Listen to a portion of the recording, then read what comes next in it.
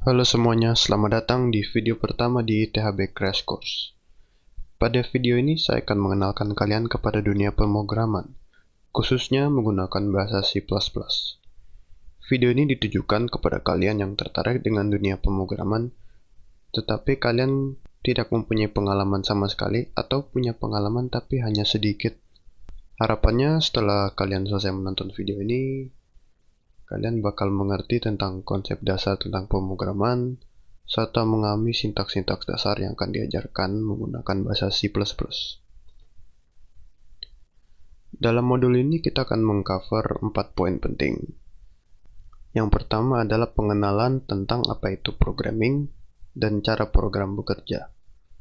Kemudian, setelah kita mengetahui konsep programming, kita akan menginstal Integrated Development Environment, yaitu sebuah platform di mana kita dapat melakukan pemrograman dan belajar sintaks-sintaks dasar pada C++. Kemudian kita akan belajar tentang tipe data dan variabel, kemudian diakhiri dengan mempelajari operator.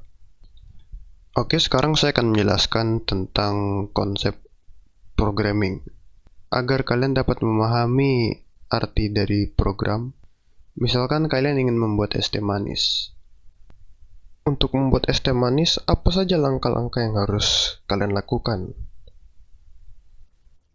Kalau kita disuruh sebutkan langkah-langkahnya satu persatu, kira-kira seperti ini. Pertama, masukkan gelas kosong.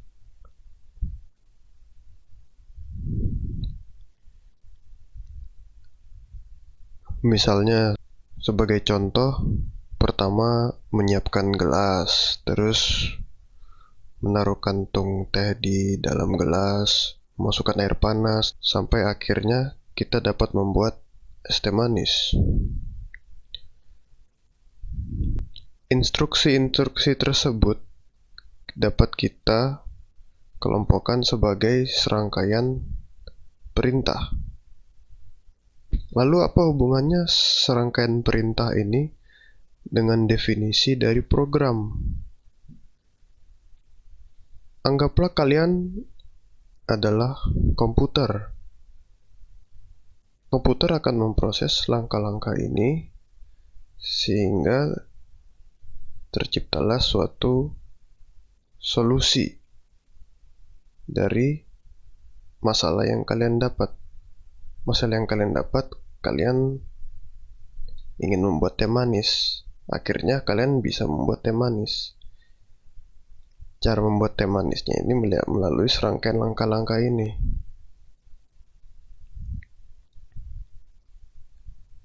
Jadi, kesimpulannya, apa itu program? Program adalah serangkaian instruksi yang diberikan kepada komputer untuk melakukan suatu tugas tertentu.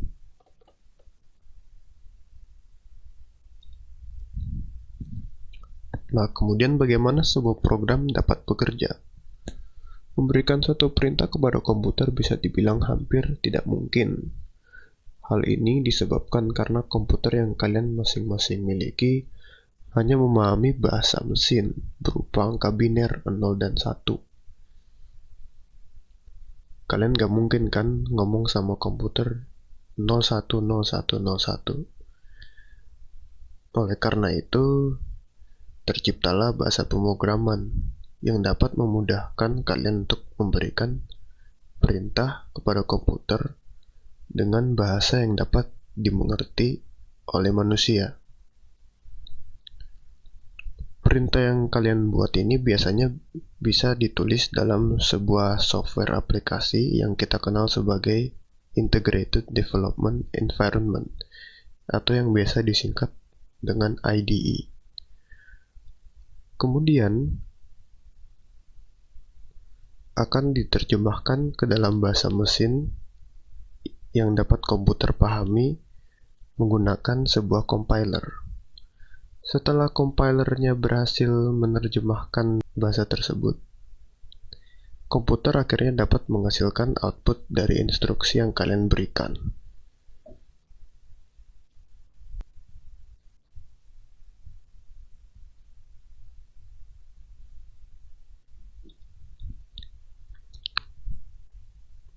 Selanjutnya kita masuk ke segmen penginstalan IDE dan menjalankan program pertama kalian. IDE yang saya rekomendasikan selama pembelajaran ini adalah Dev C++. Kenapa kita memakai Dev C++? Karena rata-rata aplikasi ini dipakai saat kalian semester 1 perkuliahan, dan penginstalannya tidak repot karena sudah memiliki compilernya sendiri. Nah, sekarang untuk cara penginstalan Dev C++ nya, kalian tinggal ke browser,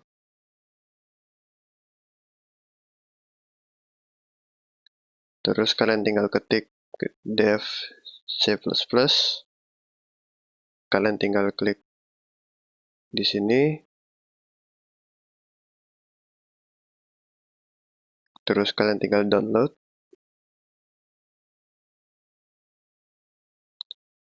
Setelah kalian selesai download, bakal muncul di folder download kalian itu devcpp sekian-sekian. Kalian tinggal klik 2 kali, kemudian yes.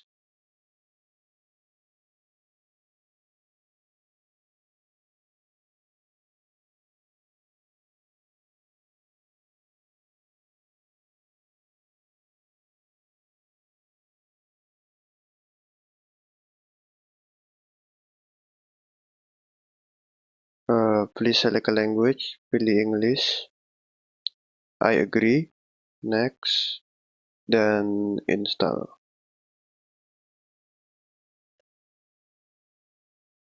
Kita tunggu hingga instalasinya selesai.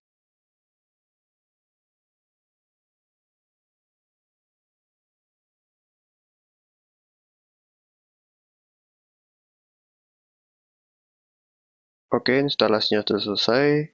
Kita langsung run aja.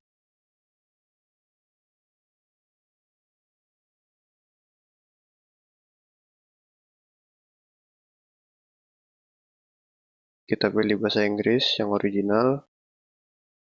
Di sini kalian bisa atur tampilan di IDE-nya. Kalau kalian males, tinggal klik next dan OK. Dan kalian berhasil install Dev C++ nya.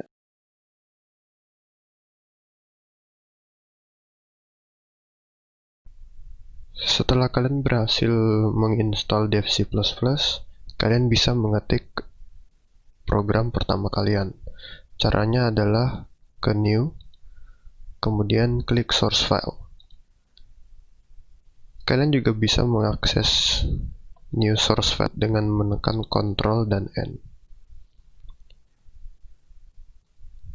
Nah, sekarang coba kalian ketik apa yang tertera di layar. Silahkan pause videonya jika diperlukan. Program yang kalian lihat sekarang adalah perintah untuk memprint sebuah teks yang berisi Welcome to ITHB Crash Course. Cara melihat hasil output dari program ini, kalian tinggal klik di sini compile, atau kalian juga bisa menekan F9 pada keyboard. Kemudian kalian diminta untuk menyimpan file kalian. Silahkan simpan di folder manapun. Saya memilih untuk menyimpannya di desktop saja. Kemudian kalian beri nama Hello World. Kemudian klik save.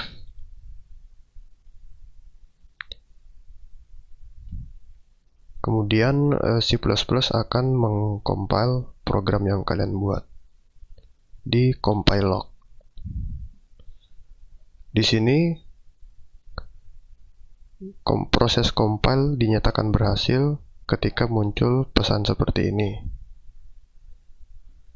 Nah, jika kalian menemukan error, jadi bagaimana cara saya membuat error? Saya akan hilangkan titik koma di sini. Dan jika saya compile lagi, maka terjadi kesalahan. dia akan memberitahu di line 4 kita kurang titik koma. Nah, di sini kalian tinggal memperbaikinya dengan titik koma.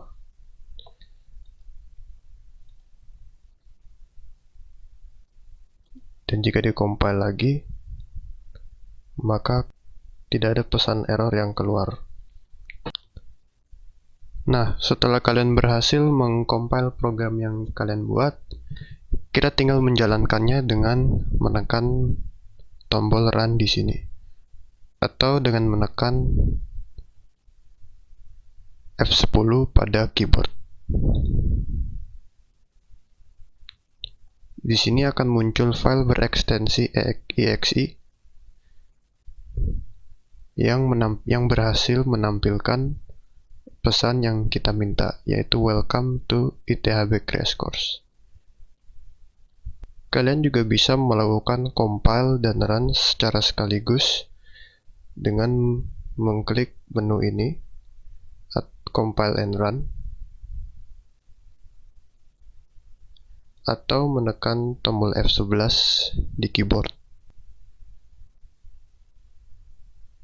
Nah, sekarang kalian pasti bertanya-tanya apa maksud dari include IOStream, using namespace std, integer main, cout, dan seterusnya. Nah, tapi sebelum itu saya akan sering menggunakan fitur komentar. Fitur komentar ini adalah salah satu fitur yang membantu kalian sebagai programmer untuk menulis catatan maksud dari sebuah program atau codingan yang kalian buat. Cara membuat sebuah komentar ada dua cara. Yang pertama, komentar satu baris yang kalian bisa gunakan dengan menekan tombol garis miring sebanyak 2 kali. Kemudian cara kedua adalah jika kalian ingin membuat komentar lebih dari satu baris. Caranya adalah menekan tombol garis miring dan bintang di keyboard kalian.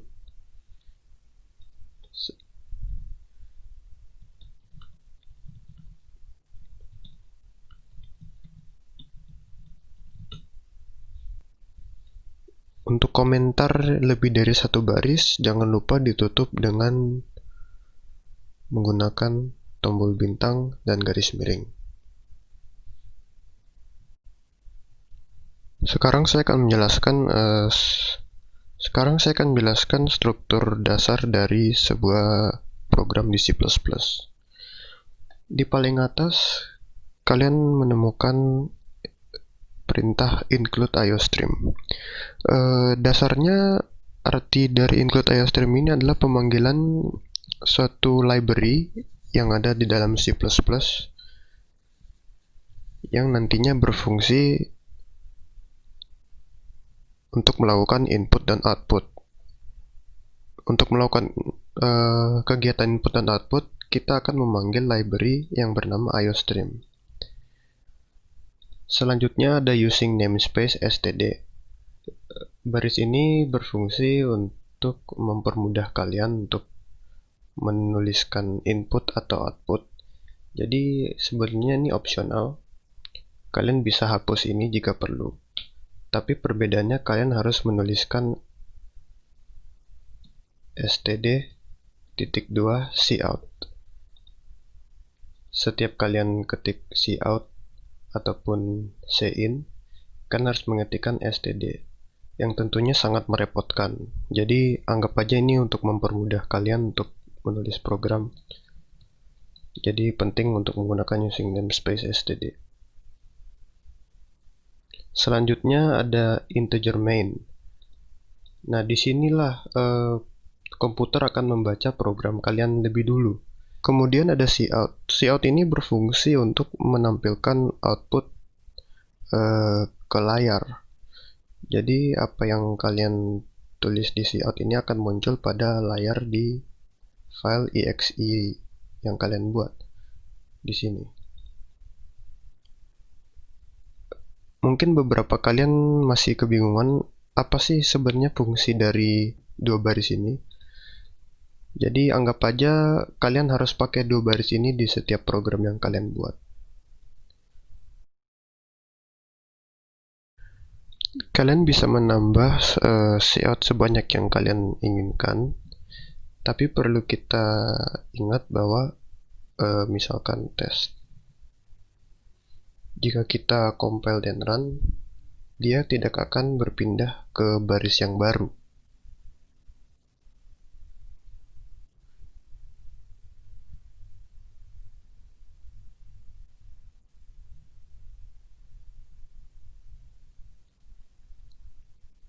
Untuk memperbaiki masalah ini, kita bisa menggunakan sintaks tambahan, yaitu endline.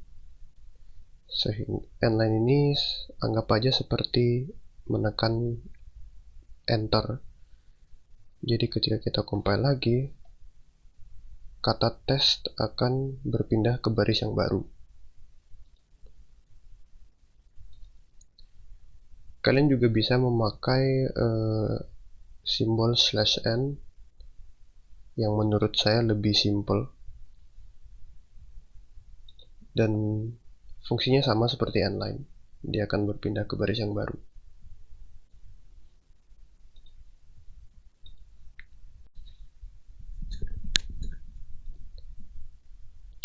Nah, setelah kita belajar sintaks-sintaks dasar dari C++, kita bisa pindah ke tipe data dan variabel. Dalam bahasa C++, ada 5 tipe data yang umumnya kita akan pakai. Yang pertama adalah boolean. Boolean adalah tipe data yang hanya berisikan 2 nilai, yaitu true atau false. Dalam program, biasanya true bernilai 1 dan false bernilai 0. Kemudian ada karakter. Karakter adalah tipe data yang menampung suatu huruf. Misalkan karakter A, atau karakter B, atau karakter C, dan sebagainya. Kemudian ada integer. Integer memuat tipe data berupa bilangan bulat. Kemudian floating point atau float adalah tipe data yang memuat angka tidak bulat, seperti angka desimal itu termasuk float. Double floating point ini fungsinya sama seperti float, dia juga menampung data angka bilangan desimal atau koma-koma. Terakhir, saya akan mengenalkan kalian kepada operasi bilangan pada C++. Operasi ini terbagi menjadi 3, yaitu unary, binary, dan ternary. Baik,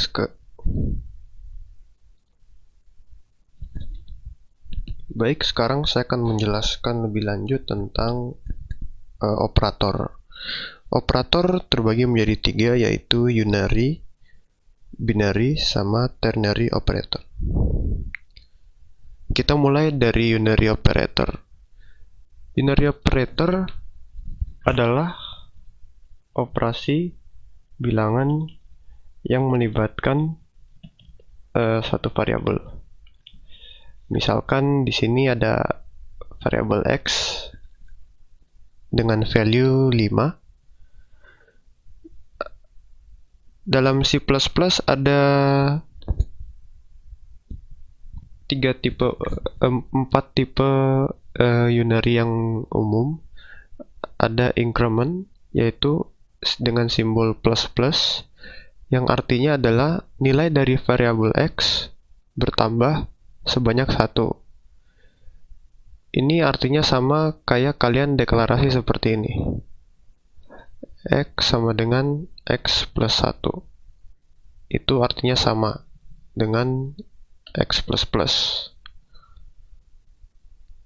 Jadi nilai yang x-nya 5 sekarang jadi 6 ketika di output. Kebalikannya dengan decrement adalah decrement mengurangi nilai variabel dari x sebanyak 1. Jadi sama saja dengan X, sama saja kalian tulis X sama dengan X kurang 1. X minus minus. Kemudian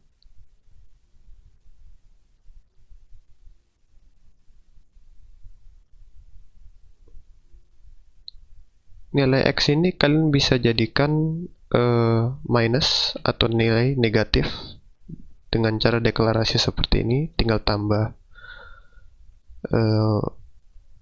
min di sini.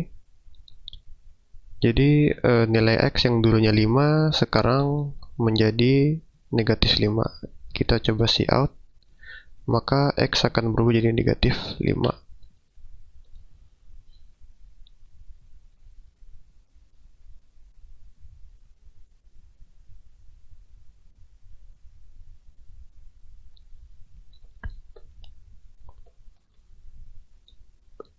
Di sini negatif 5. Dan yang terakhir adalah tanda seru, yang artinya negasi.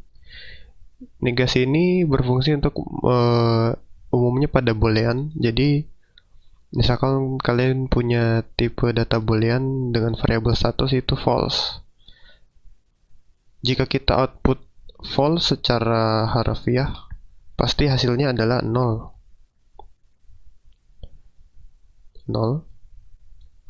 Namun jika kita menambahkan tanda seru, dia artinya jadi kebalikan dari false, yaitu true,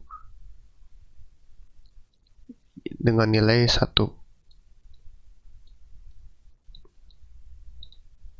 Nah, itu untuk unary operator. Ini ada binary operator. Binary operator adalah operasi yang melibatkan dua variabel. Dua variabel ini binary operator ini dibagi menjadi 3, yaitu arithmetic, yaitu operasi matematika. Kemudian relational operator itu operator tentang hubungan atau relasi. Kemudian ada logical operator. Ini biasa digunakan lebih sering dengan boolean. Yang pertama adalah arithmetic. Saya tidak perlu menjelaskan banyak karena ini kalian sudah tahu bahwa ada operasi pertambahan kurang kali bagi dengan mod. Yang mau saya fokuskan di sini adalah pembagian dan mod. Untuk pembagian di sini hasilnya yang akan keluar bukan angka desimal, tergantung tipe data yang kalian pakai. Di sini saya pakai integer, maka yang keluar adalah angka integer. Jadi yang keluar bukan 7 bagi 3 2,5, bukan, tapi hanya angka 2. Kemudian untuk mod ini artinya adalah sisa hasil bagi. Jadi jika kalian 7 bagi 3, kan hasilnya 2. 2 kali 3, 6. 7 kurang 6 adalah 1. Dan dari situlah sisa pembagiannya 7 sama 3 itu 1. Kemudian selanjutnya adalah kita bisa buktikan ketika kita compile di sini.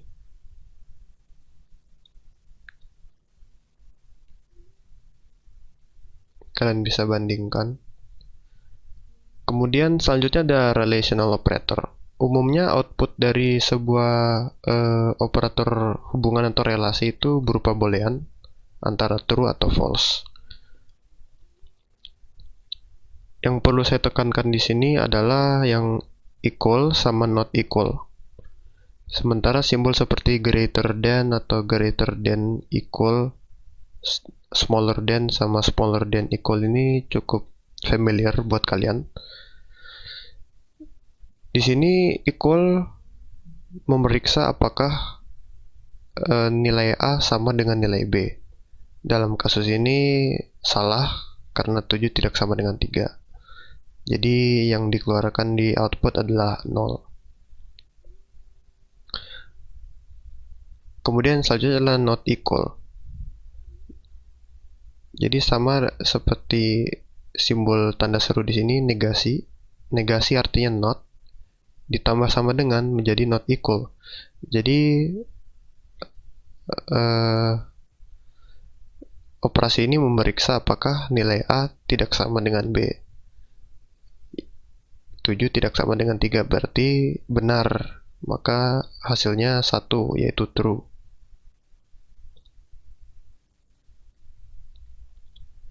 Kemudian terakhir adalah logical operator. Logical operator ini jika kalian pernah mengenal tabel kebenaran, kalau kalian belajar matematika di SMA, ada tabel true dan false. Ini dia menggunakan prinsip itu. Jadi ada dua simbol yang umumnya dipakai pada kuliah algoritma, yaitu and dan juga or. Dan ini berfungsi untuk mengecek jika dua-duanya true, pasti hasilnya true. Selain itu hasilnya salah. Berbeda dengan, jadi kalau kasusnya true dan and false, pasti hasilnya salah karena salah satu dari dua boolean ini ada yang bernilai salah. Berbeda dengan or, jika salah satu dari boolean ini true, maka hasilnya akan true. Jadi 1 true. Cukup simpel kan? Yang terakhir ini sedikit lebih kompleks, yaitu ternary operator. Ternary operator ini mirip dengan conditional statement atau kayak kondisi jika maka. Jadi misalkan saya punya variabel bernilai 6. Saya membuat pernyataan bahwa apakah 61 ini lebih kecil dari 5? Maka ada tanda tanya di sini. Formatnya selalu begini, ada pernyataan, kemudian diikuti oleh tanda tanya. Kemudian jika pernyataan ini benar, maka output yang benar ini. Tapi jika pernyataan ini salah, maka output yang digantikan adalah yang ini, dipisahkan oleh titik 2. Dalam kasus ini 6 tidak lebih kecil dari 5. Berarti yang keluar di output adalah Cout angka lebih besar dari 5. Namun kalau kita ganti angka ini jadi 4, jika kita compile and run lagi, maka hasilnya akan true, menjadi true. Maka yang keluar adalah angka lebih kecil dari 5.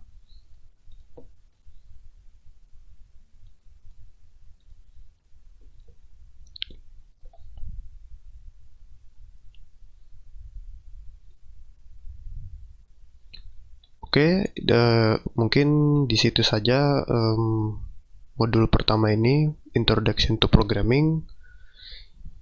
Mohon maaf bila ada salah kata atau ada penjelasan yang tidak jelas. Sampai ketemu di video selanjutnya.